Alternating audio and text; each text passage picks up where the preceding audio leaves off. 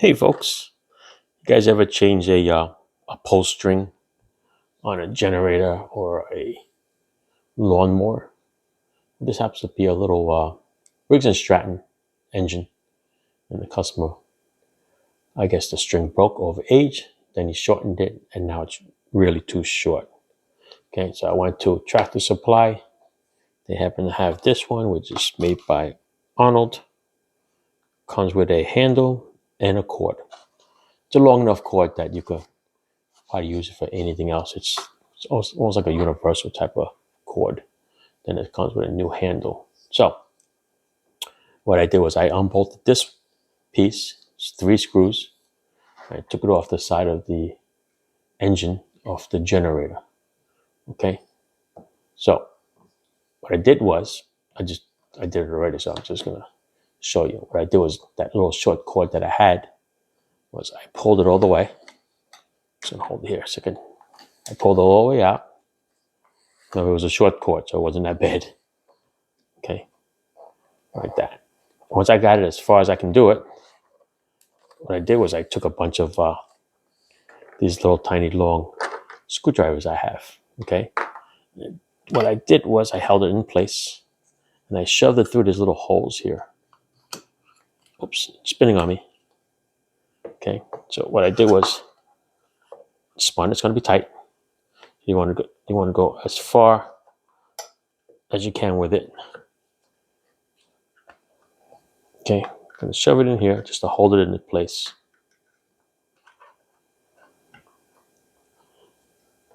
There you go. All right, because it's spring loaded. You can buy the whole unit. They sell the whole unit with the string already attached. I don't know, it ranges from like $20 and up. The string here was $7. All right, so what I did was I just took the old string over here. I just cut the knot off that was on it over here. Cut it. I pulled the string out. And what I did was, with the new string, I tried to copy that same exact knot that one had. Okay, I think it's called a fisherman's knot or some kind of a fisherman's knot. I tried to take this one apart to try to copy it the same way, because the way it's designed is that when you pull on the string, it actually pulls on that even tighter.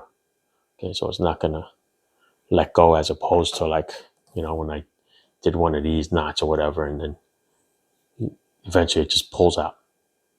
Doesn't work. So you gotta do what the fishermen's do. They do the best knots like that. So what I did was I practiced on a spare string over here with that knot. So basically it's just a loop like that. Okay. Then I took the other loop, stuck it through there, and then I can pull on it. So as you pull on it, as you can see, it's going to pull on this string a lot tighter, like that. And it's going to lock in place. I think that's pretty cool. I'm not a rope guy and knot guy. I'll tie 10,000 cheap knots like that, and my items don't fall apart. But I know these things take a lot of pull. So if you look at it, it's the same copy of it. So what I did was, now that it's spring loaded, the alignment of the hole here is pretty much close to this. So I went and I fished it through. Okay. And then slowly, what I did was I pulled the screwdriver out, and under the spring tension, it is going to wrap up by itself. Okay. So I let it go so it doesn't go anymore. And that is where I started to tie the other knot. See that? And that's how I replaced the string.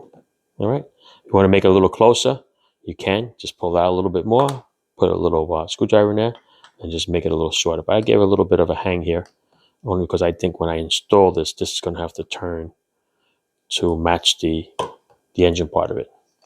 All right. And I used a new handle because it's a lot bigger.